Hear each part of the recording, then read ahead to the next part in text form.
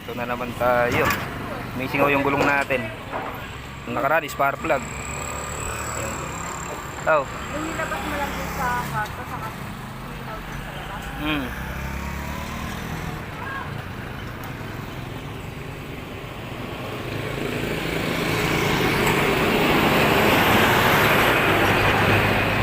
Mga barbula lang ano. Kaya matagal yung singaw. Kasi baka pinasingaw lang nila. Hindi, nasa loob. Ano masisingaw, kapasingawin ng pusa. Kaya gano'n. Barbula nga lang yan. Baka malumuwag, ano ba? Baka lumuwag. Barbula. Wala naman butas. Narinig ko sa vlog.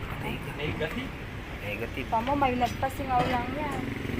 Hindi siya talaga nagiging ano ba?